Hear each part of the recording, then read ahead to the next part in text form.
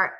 So some of our terminology to start off with: prophylaxis. Anytime that you are using any medication or anything like that, any sort of chemical derived thing to prevent something, that is prophylaxis. So or it could be like using a condom to prevent pregnancy. You're preventing a thing from happening. That's prophylaxis. The whole idea is the prevention. So if you are traveling to a tropical country where malaria is endemic, so it's common in those areas, and they will prescribe you before you travel to those areas anti-malarial drugs, and you'll stay on those drugs to prevent you from getting the malaria. Before you have hip replacements, the surgery, so often put you on antibiotics before the surgery to build that up in your system to prevent any infections. Antimicrobial chemotherapy. Chemotherapy does not refer to cancer treatment. It never did. I hate to break it to you. So if you have that in your mind that chemotherapy always means cancer treatment, then you are not looking at the derivation of the word correctly. Chemotherapy literally just means treating with chemicals. Therapy with chemicals. That's all it means. And so if you have pain in your back and you're taking naproxen sodium, you're taking Aleve to help with your back pain, that's chemotherapy. If you're taking an antibiotic to treat an infection, that's chemotherapy. So it just matters like what you're using it for. Antimicrobials are drugs that are used to treat any of our microbes that we've talked about. An antibiotic is a word that is used exclusively for treating bacteria. So you can think of an antibiotic as being antibacterial drugs. All the other guys to treat fungi, protozoa, helminths, or viruses, they're literally called by what they treat: antifungal, antiprotozoal, antihelminthic, and antiviral. A lot of these drugs can be produced, like originally when we first discovered penicillin, we realized it was a chemical that was being made by mold, right? And most of us know that story. But we can derive other chemicals from that natural chemical. And when we do that, that's called semi-synthetic. So it is altering a natural chemical in order to make it better or different or work another way. Synthetic drugs are drugs that we derive just completely and entirely in the laboratory. And then we talk about the spectrum of these drugs, whether they're narrow spectrum or broad spectrum. We have drugs that are only used to treat tuberculosis, for example. So that's very narrow spectrum. Whereas broad spectrum, like tetracycline. Tetracycline is one of the most broad spectrum antibiotics that exist out there. And it works essentially by inhibiting protein synthesis, which we're going to talk about today, but it can do that in a whole wide range of organisms. Again, if an antibiotic is made in a natural way, it's usually going to be made by mold or bacteria. If bacteria make an antibiotic, then that bacteria that makes that antibiotic has to be resistant to that antibiotic. So if you're secreting a toxin, you better be resistant to the toxin that you're secreting, right? You don't want to kill yourself. So if you are doing that, we call that an intrinsic antibiotic resistance. We're going to get into that a little bit when we get to the antibiotic resistance side of this. When you start your patient on treatment, before you start your therapy, you need to have at least a general idea of what type of microbe you're dealing with in order to pick an appropriate medication for it.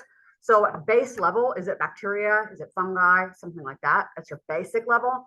Better, the more you know, the more about its identity, the better you can be at selecting an appropriate drug. The degree of that microorganism's susceptibility to various drugs should be known as well. So if you are dealing with a patient that has an infection, and usually, they have strep throat, they think it's strep throat anyways, and they're testing positive on the quick strep test or whatever, but the antibiotic isn't working, maybe that particular strain of strep just isn't sensitive to that. And so there's ways we can figure that out. We've already learned one of those ways, which was the Kirby-Bauer test. So we'll talk about that as well. And you also need to consider the overall medical condition of the patient. Some of these drugs, they're going to affect DNA synthesis or protein synthesis, can be toxic to the person as well. And some of these drugs, when we break them down, the metabolites can be damaging to like kidneys and things like that. So if your patient already has issues with their kidneys, you wouldn't want to prescribe those kinds of drugs. So Kirby-Bauer, which we learned about in the lab, is a very common technique for figuring out which antibiotics might be effective for your patient's infection. So you might swab that patient's throat, let's say, put it on a lawn on a plate, and then stamp it with antibiotics that you are hoping you could potentially use. And then you measure your zone of inhibition. This is important. That zone of inhibition isn't just for putting down a number and saying, okay, it's a big circle. It actually helps you determine the amount of drug that you need to prescribe. So when you do this and you find out that you have certain zones of inhibition, some are big and some are small, that the susceptibility to each of those antibiotics that you get, that's called the antibiogram for your patient's infection. And so we know you can put all these different discs of different kinds of antibiotics on that little patient plate. And then if you have a situation like this one right here, down here, this one is VA, which would be vancomycin. So you wouldn't want to use vancomycin to treat this patient's infection, right? Because it's completely resistant to vancomycin. So you wouldn't want to pick that one. And then you can measure this clearing area. This clearing area, again, is called the zone of inhibition. You can measure that size of that thing to help determine what concentration of drug to use. We're going to talk about that in a second. Or you can use these things called an E test. The E test for an antibiotic. So this one has AZ on it. This is azithromycin. You may have heard of that one. But up at the top of this strip, we have 256, the high level of the antibiotic, all the way down to about where we start seeing it drop off at 0.25, 0.38 mark. And that would be the lowest concentration that inhibits the growth, would be somewhere down here in this area down here. So that's also helping you figure out, just by using this strip test with the different strengths of antibiotic in it and how it diffuses in that media, telling you basically the concentration of the drug to use. And so the concentration of the drug, the minimum amount you need to inhibit the growth, can be calculated from that zone of inhibition or by using one of those E tests. And the minimum amount you need to stop the growth is called the minimum inhibitory concentration. That's what it is in its name, if you don't overthink it. So the minimum concentration of the drug to inhibit growth. All right. In bacteria cells, they do not live forever. They are not immortal. And these cells themselves, each individual cell, really doesn't live very long. Most of the individual cells will die within a few days if they aren't able to make their DNA or their RNA or make proteins to keep the cell alive and make energy to stay alive. So some of these guys, bacteriostatic, might be effective. And in fact, a lot of antibiotics that you might take might just be bacteriostatic. But if you're on them long enough, bacteria will die because it can't get the things that it needs to keep that individual cell alive. And so when that cell dies because it can't get what it needs, it can't reproduce later on. That's why taking your antibiotics for the full term is essential. Never stop taking your antibiotic prescription early, because you're just giving those static situations a chance to live. Don't do it. Don't contribute to the risk for antibiotic resistance. Okay. So minimum inhibitory concentration, the smallest amount you need for it to be effective. And this brings us to the therapeutic index. And the therapeutic index, which I have down here on the bottom right, is basically where it's toxic to people versus when it's effective. So if it takes 0.2 milligrams to be effective for bacteria, but if you get up to 1 milligram, it becomes toxic for people. Well, 0.2 up to 1, that might be a good enough range for you to say, okay, we'll give the patient 0.5. So we're sure we're taking care of that bacteria, but we're not becoming toxic to the patient yet. So that's called the therapeutic window. That range is called the therapeutic window. And you want, of course, your drugs to be as toxic as possible to the pathogen and as least toxic as possible to the patient. The therapeutic index is an actual comparison. It's a ratio, it's a numeric ratio between when it's toxic to the person versus when it's toxic to the pathogen. So you don't want them to be very close to one another. You want them to be far apart. An example that I gave my students in my past classes was not even one for an antibiotic. It was one for a different kind of drug. So I haven't been quiet about the fact that I've had to deal with mental illness in my life, my bipolar disorder. And for many, many years. I was diagnosed with bipolar disorder like over 20 years ago. And so for the first 10 years of having been diagnosed, I went through so many medications to try to treat my bipolar disorder. It was like a book full of medications, and none of them, either they didn't work or they barely worked. And most of them had terrible side effects, like weight gain, or I was like a zombie, like I couldn't function at all, or I was like super amped up, or made my symptoms worse. Like everything was terrible, terrible, terrible. Until I went on a specific drug a little over 10 years ago, and I don't take it anymore, but I was on it for about 10 years. This specific drug is like super old school. It was also incredibly dangerous. and that drug is lithium. So lithium is a trace element in our diet. You actually need it in order to survive in small amounts. If you have bipolar disorder, the amount that is proven effective for bipolar disorder is very close to the toxic amount. So that therapeutic index for that, where it's effective for the disease and toxic for the person, is so close that you have to have constant blood draws to like make sure you're not exceeding it. And in fact, it's so dangerous that if you don't stay hydrated, that drops your water concentration, right? And increases everything else in the blood concentration, including the lithium. So not getting hydrated enough can make lithium become toxic and cause damage to your body. And so you have to constantly be on top of crap like that. I lost my thyroid function because of taking lithium. I don't have any, my thyroid doesn't work at all anymore. I completely take medication for that now. When I first started lithium, I had a tremor that was so bad I couldn't walk on stairs. And I lost a lot of friends from like group therapy groups that I met along the way in my journey, that they died because of lithium toxicity causing damage to their kidneys. It's actually well known to cause kidney damage over time. And they didn't get transplants in time and they died from that. So it's a really, really dangerous drug that can become very toxic very quickly. I'm not on it anymore, thankfully. I found other ways to manage my symptoms, but that puts into perspective when we're talking about therapeutic index. It doesn't just apply to antibiotics. It also can apply to any of the other drugs that we're using for treating our patients. And I want to make also very clear, when we talk about mental illness, the more that you can talk about that and normalize talking about it, the better. Because if you think for a minute there's a difference between a crazy person and a not crazy person, get that out of your head right now. You ever had anxiety or depression? That falls in the mental illness category, even if it's for a reason, even if it's situational. It's the same kind of thing. We are all on the spectrum somewhere at some point, right? And so we need to have respect for that. If you're going into the medical field, you will be rotating through psych. And it takes a special kind of person to stay in that field. Not because so many people think they're going to go into medicine. I'm going to work with the preemies and I'm going to, do labor and delivery and all these nice things we have in our mind. But if you have the kind of heart and the strength, man, to deal with these people that are having one of these traumatizing events, it takes a special person to work in psych, because you're not just dealing with your own everyday trauma, you're also managing with these people that have gone through trauma that you will never be able to relate to usually. And even me being through inpatient and being in the psych ward and things like that, I've been through psych wards more than once, that one time I was having a particularly hard time of it. And I thought I had some rough things going on in my life, with personal situations and everything. And I got to the psych ward and I'm, boo-hooing over my life and how terrible it is. Well, it was during a time where there were tornadoes and there was a gentleman there who had tried to drive to go pick his children up from school before the tornado hit, and he didn't make it, and his 2 little babies died in the tornado, and his wife was leaving him because he didn't save them in time. That's a real problem. That put into perspective that my problems maybe weren't as bad as I thought they were. And I'm not saying that means that you have no reason to be depressed, but that man had a reason.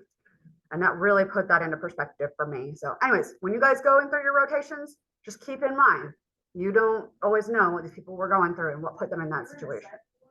Yeah, like 5 times I've been in a psych ward. Yeah. That's what I'm saying, but people need to. Yeah. I mean, I gotta say, listen, if you guys don't know about psych wards, the number one thing I gotta say about psych ward is it's boring. Yeah, like it's fast, but like it does, yeah. Is that you get very like when I came back home, I think I could stay in my room. I had to sleep outside because I was feeling stuck. Yeah. So there were a lot of stuff outside. Yeah, that's it. They watch you like all the time. Even when you think they're not watching, they're watching you. And it's boring. The whole point is for it to be not stimulating. And so you're meant to just chill the whole time. It's probably not what you think it is. It's not exciting. It just isn't. I don't know what to tell you. It's not like the movies. Okay. So if you haven't been there, you don't know. It's probably not what you think it is. It's pretty boring. And like you're in there and it's forever. You're like there, like, oh my God, I've been up since 7 a.m. and they don't let you go to bed until a certain time. You have to get up at a certain time. And it's like you sit there and do nothing most of the time, or like color or something boring. But when you get home and like start recovering, you start to realize the value in it. And it really does go by pretty quick. It's usually like a week, maybe 2 weeks tops that most people are in the psych wards. If you have any questions about that, or you have somebody that's going through something like that and you want to hear more about it, I'm happy to talk about it. I feel like the more that we talk about it, the better. I'm going in the mental hospital because I mean, I accidentally OD'd, so my mom didn't believe me. No, they gave me 180 milligrams or even more. I broke into a broken leg freshman year. And I didn't realize I took 2 that morning, so I took 2 more. Oh, right. Yeah. So yeah, that can cause like pretty bad stomach damage and bleeding and things like that. I Yeah. was in the hospital in a month. And because you were young, they probably assumed that you were just like, So I was like, okay, fine, take me. yeah. It's really not, as people get so traumatized at the thought of having to go, but it's like really not a big deal. Okay. Anyways, let's ruin stigma where we can. So when you're treating your patient with your antibiotics, so when you're treating your patient with any drug really at all, you want to think about their pre-existing medical conditions, if they're allergic to any medications, any underlying things like liver or kidney disease. If they're a baby, obviously you're not going to give them the same medications as you would an adult that can manage maybe processing these things a little bit better. And if you're pregnant, some of these drugs might cause birth defects, so it might be fine for an adult to take it, but while the baby's developing, if it crosses the placenta, could be an issue there. So you also want to consider that. So selective toxicity is the term for the idea that you want your medication to be as effective as possible against whatever it is you're fighting, but not toxic to your patient. That's the idea of that. The ratio of the actual amounts is the therapeutic index. And the difference is called the therapeutic window. Selective toxicity is the concept of wanting to be as effective as possible, but not causing any toxicity to the patient. All right.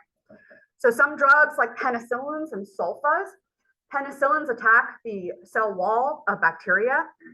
Do eukaryotic cells, like people cells, do any of our people cells have a cell wall made of peptidoglycan? No, we just have a membrane. And we don't even have a cell wall in our cells. So attacking peptidoglycan is a great way to target bacteria without having the risk for toxicity for the actual patient themselves. So some targets for our drugs will be inhibiting the cell wall, inhibiting the cell membrane, or destroying the cell membrane structure and integrity, just like we talked about with our chemical and physical methods. Inhibiting DNA or RNA synthesis, inhibiting protein synthesis. So this one isn't talking about denaturing the proteins. This one's talking about actually inhibiting your ribosomes from being able to function and make the translation product. So that's how most of those drugs are going to work. And then we have a new one, which I put a star next to up on that board over there, the folic acid synthesis pathway. So we don't make folate in our human cells. We have to have it supplied to us in our diet. It's like a vitamin. It's a growth factor, right? So we can't make folate, and that's why they push folate so heavily when you're like pregnant. You can't make it yourself. You have to get it from your diet, and you need more of it when you're growing a whole other person in you. So that's a growth factor for us. The bacteria can make it for themselves. So it's another great target for our drugs. Targeting that peptidoglycan wall and targeting folic acid synthesis. Two things that we don't have in people, that the bacteria, we can target in bacteria. So this is a little chart that you can refer to when you're studying the antibiotics that you need to know. If it is on your study sheet, you need to know it. If it's not specifically named in your study sheet, you don't need to know it. Okay. All right, let's move on. Some of our drugs you can be allergic to, like penicillins and sulfas. So as it turns out, our best targets, this is targeting the cell wall, those will be our penicillins, and targeting the folic acid synthesis pathway, that's our sulfa drugs. So our two best targets are actually, you're more likely to be allergic to those than any of the other antibiotics. So you'd have to consider that if you're treating your patient. Sometimes when you treat your patient with an antibiotic, it can kill out a lot of their normal flora, and then other things can overgrow. So if you're treating with an antibiotic, you might kill out a lot of the bacteria. So what will you not be killing with an antibiotic? Fungi, right? Like yeast. Yeast are fungi, so let's not forget it. So yeast can overgrow. If you open up all those stadium seeds by killing out the normal bacteria, yeast can overgrow. Another thing that can happen, you take antibiotics for your hip replacement or something like that, and you kill out all of the microbes in your gut, or a good number of them. And then one that only exists in very, very small numbers in your gut naturally, like C. diff, it's got endospores. So it just hunkers down its little endospore form. Once the antibiotic is gone, it's going to take up all those stadium seeds and lead to pseudomembranous colitis, which is the disease that C. diff causes. And I think I mentioned it before, but I don't think I can say it enough. If you guys go into working into actual hospital environments, you'll see how much of a problem C. diff is. It is constantly a problem in hospital settings. All right, moving on. Let's get into our actual categories for our cell wall, cell membranes, and everything like this. Those 5 categories for our antibiotics. All right, so we have over on our board, and if you're watching online, I'll describe it to you. We can break our groups of drugs down as follows. We'll have the drugs that affect bacteria. Those are our antibiotics. We have drugs that affect fungi. We have drugs that affect protozoa. We have drugs that affect helminths, and we have drugs that affect viruses. All of the other ones, they're antifungal, antiprotozoal. They're named after what they affect, okay? For our antibiotics, that's the only one we're gonna break down a little further. We'll break down viruses a little bit, but not as much as we do our antibiotics. All the other ones that we talk about, the drugs that are antifungals, you just need to know they're antifungals. You don't need to know what they're affecting on those cells, okay? So for our antibiotics, these are gonna be broken down into the ones that affect the cell wall. Then we'll talk about the protein synthesis guys. I think the cell membrane is after that, then the DNA, RNA synthesis, and the folic acid synthesis. Maybe not in that exact order, but there are 5 groups there. We're gonna go through those 5 groups for the antibiotics first, and then come to our other organisms, all right? So to start with, our biggest group that affects the cell walls are our penicillins and the drugs that are derived from penicillin. And they're all called psyllin, okay? So nafcillin, I don't even know what these are, okay? But we know amoxicillin, we know ampicillin. Some of these are pretty obvious ones. If you go have strep throat, 99% of the time they're gonna give you amoxicillin in order to treat that.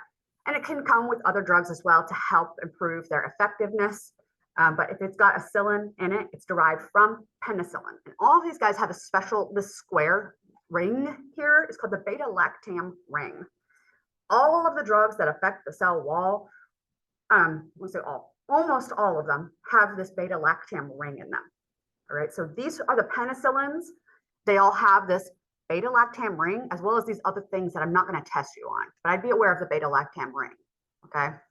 So this is what makes a penicillin, is having these characteristics.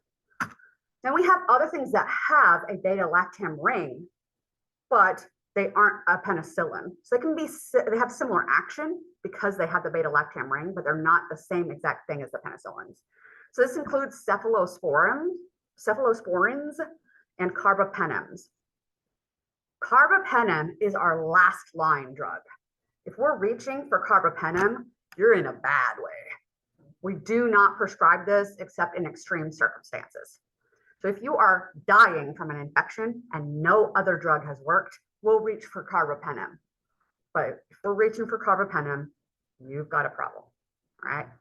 So are there bacteria out there that are already resistant to carbapenem?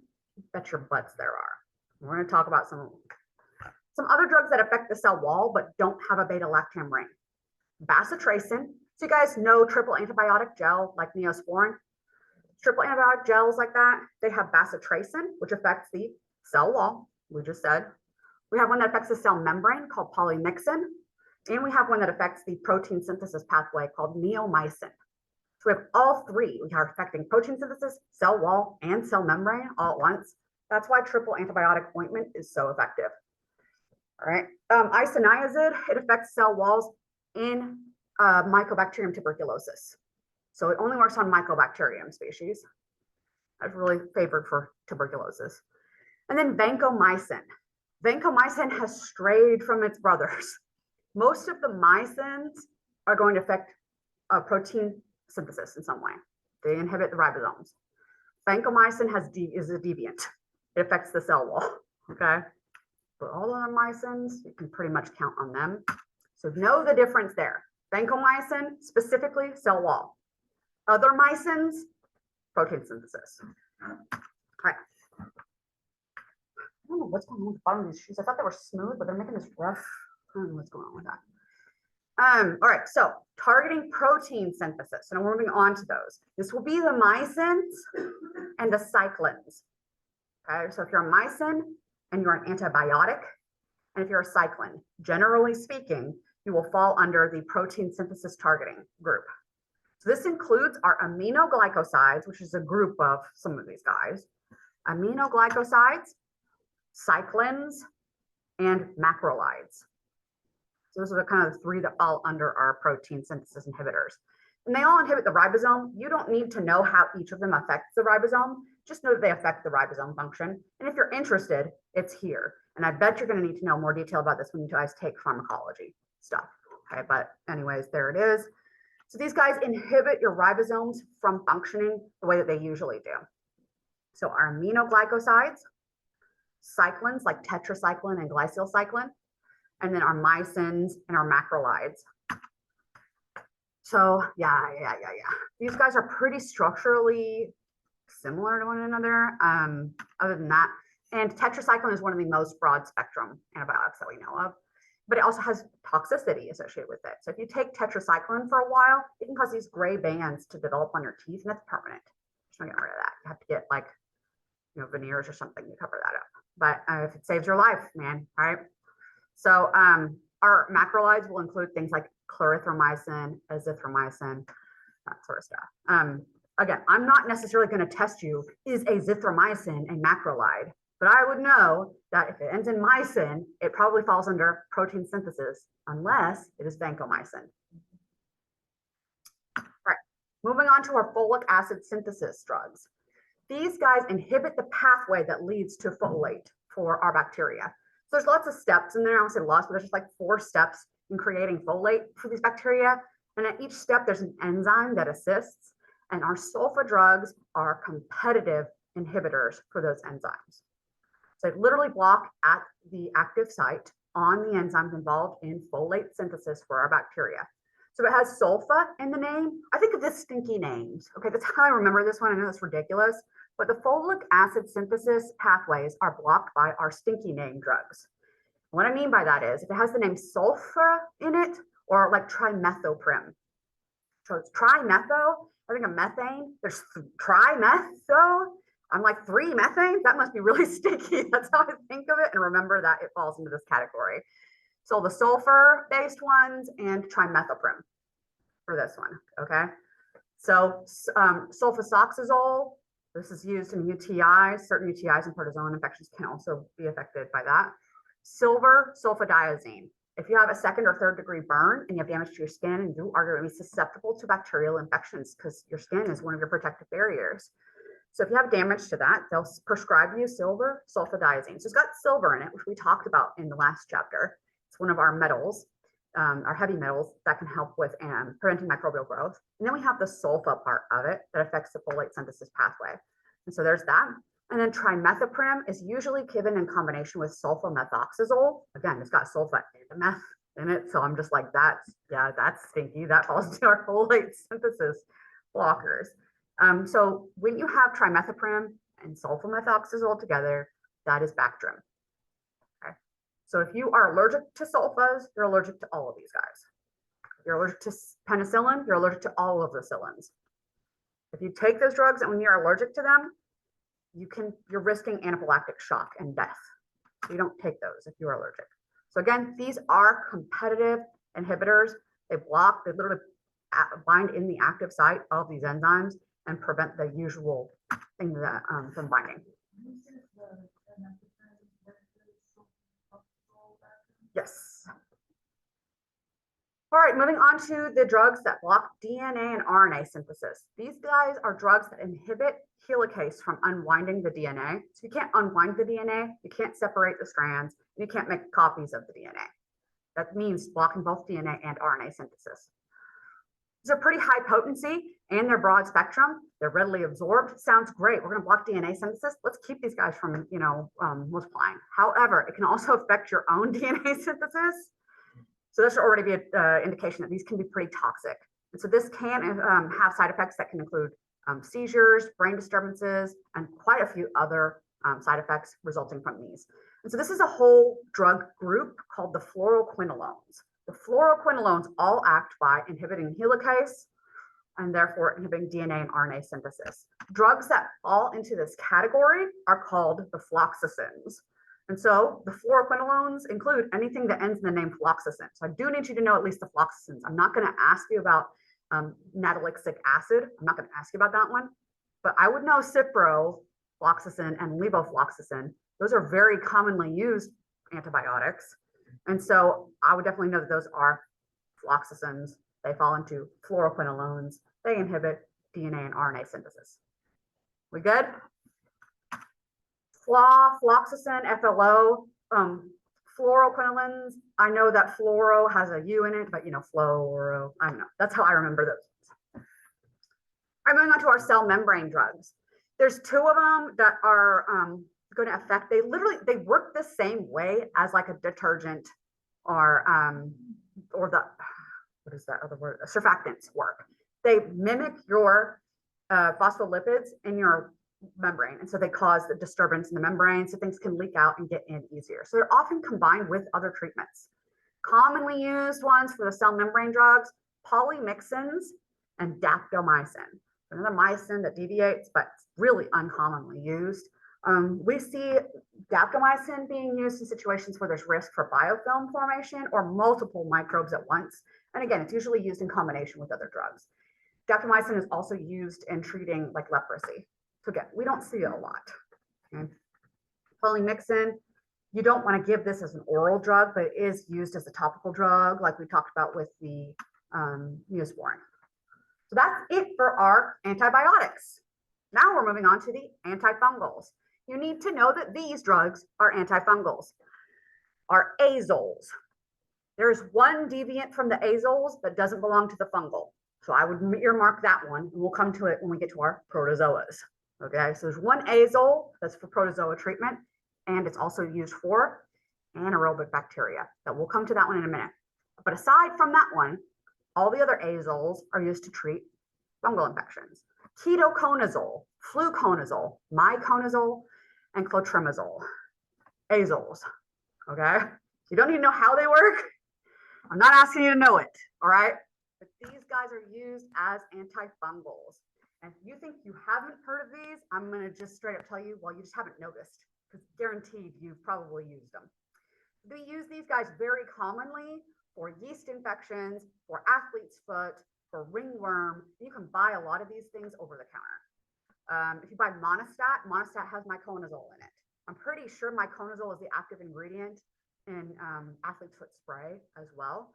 Very common. If you have a yeast infection and they give you a pill, it's usually fluconazole. And ketoconazole, very commonly given for other kinds of fungal infections. If your azoles aren't working, usually your second line of defense is amphotericin B. So know your azoles and know that amphotericin B falls into the antifungal as well. I won't ask you about the other ones. Moving on to our anti-protozoal drugs. There's kind of two groups for this one. There's the antimalarials, and then there's the other guy that we're going to get to. Our antimalarials are based on quinine. So quinine was derived from the bark of a tree. It was very commonly used for a very, very long time. I mean, before we even understood medicine, to treat or prevent malaria. Malaria is caused by a protozoa called Plasmodium. And this drug works basically against that. If you get too much quinine, it can cause blindness. So you don't want to overdo the quinine. And so we don't actually use quinine that much anymore. We use derivatives of quinine called chloroquine and primaquine, but that QUINE, the quine in there, should be a hint to you that it is a quinine-based drug. And these quinine-based drugs are used to treat malaria. Back when the British used to try to take over everything, they tried to take over India for a while. And so when they were occupying India, India has endemic malaria. And so they would try to tell their people that you need to be drinking your tonic water that had quinine in it. And so they called it tonic water because it's a tonic made with quinine in it, but it had a very bitter taste. So to hide the taste of the quinine, they made a cheap alcohol to go with it. What alcohol do you think that was? Gin. Gin was designed to help people drink their quinine. It was a cheap alcohol that people were happy to get drunk, man. They didn't care. And so gin is made from juniper berries. It was literally made just like as a way to get people to, drink your quinine so you don't get malaria. And it's still stuck around. So you get a gin and tonic today, you can still find tonic water that has quinine in it. It's just going to be in very trace amounts, just to mimic that taste that it had old-timey. And I don't know if you know this, but the British were in India for into the 50s or something, like the 1950s or something like that. So a while. Anyways, moving on. So the quinine-based drugs like chloroquine and primaquine, based on quinine. Moving on to our other antiprotozoal. This is the guy that is azole, that is not antifungal. This is metronidazole. And the reason that I remember metronidazole is that think of this guy as, we have all the other azoles that treat fungal infections. You can have it. I'm going on to the big city. I treat protozoa and bacteria. So I've like graduated to the big metro. I've moved out to the big metro. I'm metronidazole. I remember it. So metronidazole is an amoebicide. It treats amoeba infections. So this will be like our brain-eating amoeba, which we haven't really talked about yet, but it's a thing, right? This will also include like Entamoeba coli and Entamoeba histolytica, which we kind of saw a little bit of in the lab. That cause dysentery and pretty serious diarrhea. And so we would give this to treat those amoeba infections. Metronidazole is also used for anaerobic bacteria infections. So when you have C. diff, we treat C. diff because it's an anaerobe. We treat it with metronidazole, and we also use, anybody know what else we use typically for that? Ciprofloxacin. So we use both of those. And you're on them for a long time. Like you're on them like not just for like your usual like 10 days like we get with our other antibiotics. We're talking like anywhere from a month or longer, because those endospores, man, we got to try to get rid of them. We can't let them be coming out and making, you know, new home for themselves. Then we have our antihelminthic. So our antihelminthic drugs, the ones that you guys need to be aware of, for sure, praziquantel and ivermectin, very widely used drugs. If you are getting like those heartworm chews, like HeartGuard for like your pets or whatever, this is what my dogs were getting, and they're going to graduate to the shots pretty soon. But those chews have pyrantel and ivermectin in them. Ivermectin is widely used as an antihelminthic in pets. And if you have pinworms as a child, if your kid has pinworms, you know, you can buy ivermectin over the counter to treat that parasitic infection. Ivermectin, praziquantel, very commonly used. I'm moving on to our antivirals. So again, viruses use your cell's machinery. So stopping these guys from multiplying, it can be a trial. We'll say that, right? So you usually have to target something specific about that virus. So we usually are going to either prevent them from getting in the cell or blocking some sort of special mechanism of their replication, like with HIV. HIV, we talked about how it's an RNA virus, and HIV has special enzyme in it called reverse transcriptase that literally reverses the RNA back into DNA. Our cells are incapable of doing that. We don't have any of the machinery in place to be able to manage that. So not only do they have an enzyme called reverse transcriptase to turn RNA back into DNA, but they have another enzyme called integrase that integrates the DNA into the genome. It needs both of those enzymes in order to insert itself into your genome. So we can block those enzymes specifically because we don't have anything like that in our cells. So I want to reiterate that really quickly. We don't have any mechanisms in our cells to turn RNA into DNA or incorporate that into our cells. We don't have any mechanisms in our cells to do that. We don't have any mechanisms in our cells to turn mRNA into DNA to then be incorporated into your own DNA. I'm saying this over and over again so that when you guys are out there watching your social media, you come across these videos saying how COVID vaccines have caused COVID DNA to be inserted in your DNA. You can know and understand, because you understand DNA and how it works, that that's bullshit. It's impossible. You want to argue it with me? I'm here. So I'm just saying, if you thought that that was a possibility, I hope that I've made that clear. That is literally impossible. It's about as impossible as fairies flying out of my butt right now. So I'm just telling you, like when I say impossible, I literally mean impossible. Okay, not possible, not possible. If you had HIV, even if you had HIV, those enzymes work with HIV. They would have to be like genetically engineered to work with that mRNA from your COVID vaccine.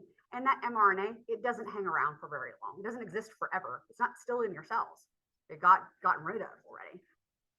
I mean, assuming that you got your vaccines whenever most people did, you know, back in like 2021 stuff. That's all I'm saying. Don't be like my mom. Okay. All right. Moving on. So we have blocking the mechanisms of your viral infection, as well as preventing the virus from like budding out or something like that. So let's go through some of our antivirals. There's only like 3 groups that I need you to know for our antivirals. the anti-HIV drugs, which we've already talked about. You're going to target reverse transcriptase, integrase, or another enzyme called protease. Protease, literally, HIV has one big protein that it makes, and then protease clips it into the individual parts that it needs. So without protease, it can't do that, and therefore it can't make functional viruses. So we can attack any of those three things of HIV. Those are HIV antivirals, and they're very effective. It's why people can take those drugs and keep their, viral loads down to zero, undetectable levels. So we can keep it basically locked away that way. Then we have some groups that are associated with flu virus. So we can attack neuraminidase. So in flu, there's two major parts that we use to classify the flu, which is the H and the N. And these H and N are on the surface of the virus. The H is used for attaching to where it needs. It's like the key that gets it into the cell. All right. But neuraminidase has other functions for the virus. It breaks down mucus. It helps with clipping molecules on the surface of the cell to make it easier to get in. And it also works to clip out, like when you're budding, or when you're covering yourself in your membrane and you're surrounding yourself in your new budded membrane, you have to clip yourself free of the cell. So neuraminidase helps clip free. So if we can block neuraminidase, we can block flu from making new viruses. Once you've gotten to a certain point with your flu infection, this is not particularly helpful because you've already had a lot of your symptoms and signs show up. And then it's a matter more of like containing your immune system from causing your signs and symptoms. So that's why you have to take Tamiflu pretty early on in your infection for it to be effective. But Tamiflu and Relenza, they both work by blocking neuraminidase activity in flu. It's a very specific thing. You can't just give Tamiflu to any viral infection because it affects neuraminidase, which is only found on flu. So already we've got just these antivirals that are just associated with this. And let me tell you, there's thousands of antivirals and they often have to do with very specific viruses. Acyclovir is a drug that is used to inhibit DNA-based viruses like herpes. So it inhibits the replication of DNA-based viruses. This is one that does work with more than just one virus type. So it's commonly used for herpes. So acyclovir and another drug that's derived from acyclovir called valcyclovir, which is Valtrex, commonly used to keep herpes at bay. So it just inhibits that DNA synthesis aspect of those viruses. So this can be used to treat other infections besides just herpes, but it's more commonly known for treating herpes. I'm not going to play the video yet because I want to save the time, but if you're interested, there's a video there that you can go watch later. So so that's it for our drugs, okay? All right, so we know about how antibiotic resistance is a thing. How does that come to be? So drug resistance is an adaptive effect in our bacteria. If you make an antibiotic, you need to be resistant to the antibiotic you make. We already mentioned that, right? If you're excreting a toxin, you had better have some sort of, help to prevent yourself from getting affected by your toxin. Outside of that, in order to become antibiotic resistant, we call it acquired. You were not, like these cells, these bacteria that acquired their drug resistance, they weren't originally having these drug resistance. They had to get it from somewhere. So how do you get drug resistance if it's not already built in with you? So this could be through spontaneous mutation. And so we can think if there are errors made in replicating your DNA, and trust me when I tell you there's errors made in replicating your DNA a lot. We have mechanisms in place that help our cells repair those errors, but bacteria and viruses are far less able to manage that. And that's fine for them. They're making thousands and thousands and thousands of themselves every hour. So they don't really care. That's fine. They can handle some losses there. So they have a lot more mutations than we do. There's a very minimal chance that one mutation is going to be advantageous, but even if it was 1 in 1,000 chance, that's pretty high for when you're making thousands and thousands of bacteria every hour. So it's actually pretty likely that at some point you're going to have this advantageous spontaneous mutation. And I do have a video that I want you to watch on this one for our resistance development from spontaneous mutations.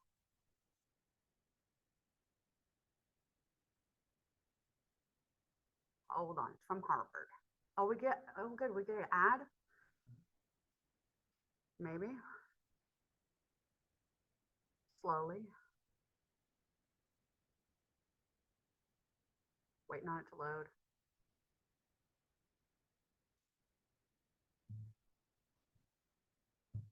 so what we ended up building was basically a petri dish, except it's 2 feet by 4 feet. And the way we set it up is that there are 9 bands. And at the base of each of these bands, we put a normal petri dish thick agar with different amounts of antibiotic. On the outside, there's no antibiotic. Just in from that, there's barely more than E. coli can survive. Inside of that, there's 10 times as much, 100 times, and then finally the middle band has 1,000 times as much antibiotic. And then across the top of it, of course, thin agar that bacteria can move around in. The background is black because there's ink in it, and the bacteria appear as white. First, see they spread in the area where there's no antibiotic up until the point they can no longer survive.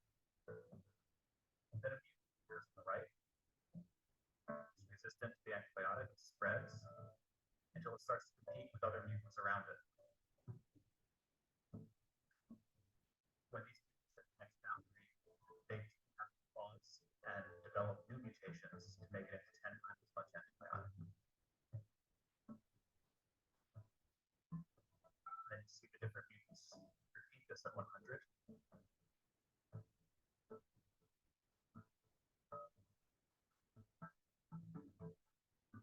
And after about 11 days, they finally make it 1,000 times as much antibiotic as wild type can survive. And so we can see by this process of accumulating successive mutations that bacteria, which are normally sensitive to an antibiotic, can evolve resistance to extremely high concentrations in a short period of time.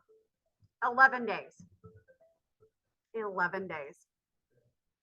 From just regular old, I'm gonna get caught up in these videos if I play, and just regular old E. coli. 11 days.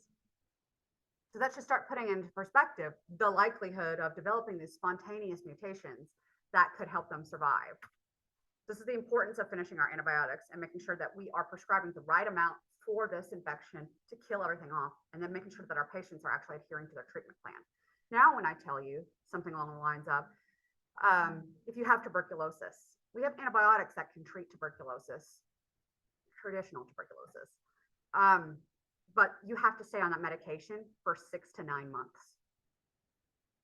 And if you miss your doses in the middle there, you're just increasing the likelihood that you're going to have bacteria develop that are antibiotic resistant. So we have some issues going on in the administration that have led to some delays in shipping medications. And one of those are our tuberculosis treatment medications.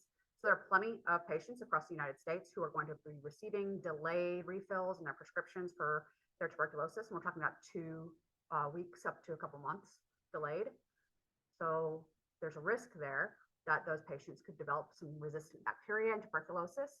The average person with tuberculosis infects 10 to 15 people a year with tuberculosis. And again, I want to point out to you guys, most people that initially get tuberculosis, if you have an otherwise healthy immune system, you would never know. So you could have it literally right now. So that just kind of puts into perspective the importance of keeping track of these things and making sure that our patients are supplied with the medication that they need. If you have insurance that only pays for generic medications and not the name brand medications, that's where the risk comes in, because most of the time that is shipped from like China and places like that. I'm just going to leave that there. All right, so moving on, horizontal gene transfer. We talked about the 3 ways that bacteria can transfer their genes between one another. That was transformation, which was simulated in lab, picking up outside DNA. That was the sex pilus. So that's creating the channel between each other through conjugation. We can pass our DNA. And we also have the transduction, which is getting infected by a phage and then getting new genes from that. So that would be the same thing as the lysogenic conversion. The result of that transduction would be that. We also have transposable drug resistance sequences. These are literal like jumping genes. So you could get a gene from a plasmid and then it can jump into their genome, like the actual chromosome, and become permanently part of their chromosome. Those are called transposons. It's not as common, but they do exist.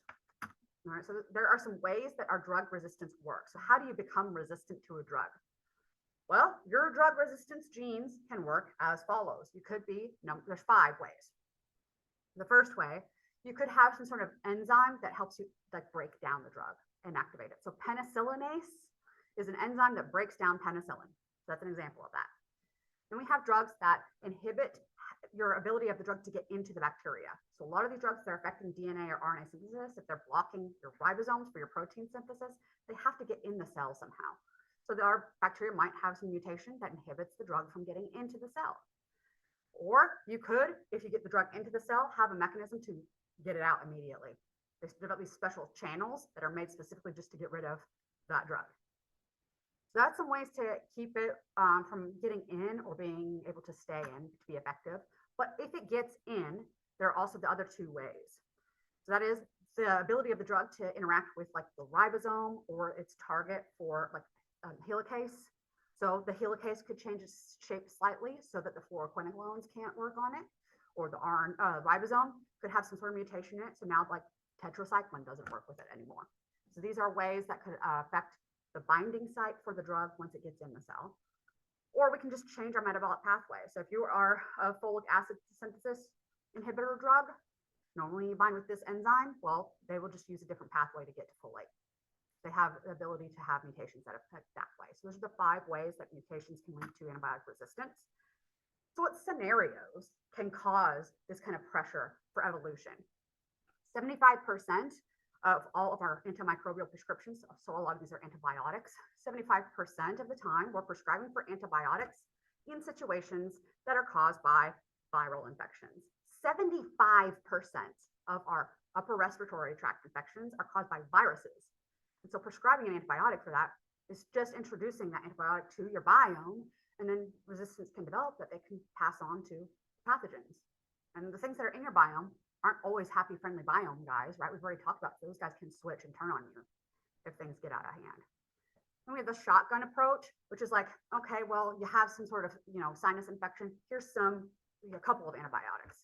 Well, maybe only one of them was needed, and you've exposed this bacteria to this other one and potentially risk, spreading that on. The other side of it is that we have a lot of antimicrobial drugs, antibiotics that can be produced in the United States that are exported to other countries, or we're having other countries produce them for us, and then they're being misused in other countries where resistance can pop up, and then that gets passed on to people whenever they travel to the United States or move to the United States. Right now, there's a massive, massive number of high population, how do I want to word this? The high percentage of the population of people who have tuberculosis in Russia have a highly resistant forms of tuberculosis. I mean, it's very high in Russia compared to the rest of the world. But do you think it's going to stay localized to Russia? Let's not kid ourselves, right? It's going to spread eventually. All right, nearly 80% of all antibiotics used in the United States are given to livestock. Now, these are not sick livestock. We're not giving to them because they have infections. We're giving it to them because to prevent infections, so they can grow up healthier. And it improves the size of these animals, and so it's great for butchering and things like that. But their gut bacteria are exposed to these antibiotics, and the same kinds of antibiotics that we give to people, and then those genes can jump ship and affect people. So 80% of all antibiotics in the United States are given to livestock. What? And they're not even sick. This should be a problem, right? All right. So the CDC and the World Health Organization, they keep an eye on these potential threats with these antibiotic resistance threats. And so we have categories, basically urgent threats, which are the most concerning, the most urgent. I don't want to get the words confused, right? So urgent is the worst, then serious, then concerning. Here's our list for our urgent and our serious. I didn't put all of them up here, but we're going to point out some of them. Carbapenem resistant, and then just C. diff in general. C. diff in general is our urgent threat. So these guys are really difficult to treat because they're endospore forming. But our carbapenem resistant, these guys are probably resistant to most antibiotics that we throw at people, and only ones that are going to be effective in those particular cases are ones that can be extremely dangerous just to give them to people in general. So it's high risk there. I want you to notice if this was our entire list for our urgent threats, it might not necessarily be our entire list for our urgent threats. But if this is our list of our urgent threats, what isn't on here that most people think of with antibiotic resistance? MRSA. It's not an urgent threat. That should put it in perspective, the seriousness of these urgent threats. Poo-poo on MRSA. It's nothing compared to these guys. And I'm being completely serious. So then now here we have drug-resistant Neisseria gonorrhea. Which drugs is it resistant to? All. You get this, what we call super gonorrhea. And it's getting around in the world. It came from Japan, and it's been spread out throughout the world ever since then. If you get super gonorrhea and you go to the doctor and they diagnose you with gonorrhea, what are they going to treat you with? Nothing. You go home and you have gonorrhea forever until a new drug is designed. That's what we're talking about when you become resistant to every drug. There isn't a treatment for it. You have it and that's it. And how do you think these people got gonorrhea? Do you think they did it by practicing safe sex? So do you think that they're going to practice safe sex? Probably not. They're probably going to pass it on to more people and more people after that. And they're probably not even going to tell you they have it. Because that's people, right? Just saying. Now we get to our serious threats, which is our next markdown. This is where we're going to see MRSA. Now we're getting into that area, okay? So these guys are resistant to certain sets of drugs. And it's getting difficult to treat these. And we're becoming very concerned because we might not be able to treat them. We're heading into an era that we would call the post-antibiotic era. And we need to start thinking about other ways to treat our infections or prevent infections than using antibiotics, because pretty soon nothing will be treatable. And don't think that that won't happen in our lifetime, because I think it actually will happen in our lifetime, or at least in yours, because most of you guys are younger than me, right? So have fun with that. I don't know. I don't want your gonorrhea. I'm just saying. So ways that you can beef up your normal biome through probiotics, fill up those stadium seats so that the pathogens can't sit down. So especially in your gut, this is where probiotics come into play. This is providing your gut with healthy bacteria to prevent like the growth of the bad guys, right? And so if you have C. diff, it's incredibly difficult to treat. The best, number one, most recommended treatment for C. diff is fecal transplants. It's not a fake thing, it's a real thing, and it's commonly prescribed. It's actually commonly done. It's just most people that are going to get it done, they're not wanting to talk about it because they think it's embarrassing, but it shouldn't be, okay? You're getting a fecal transplant.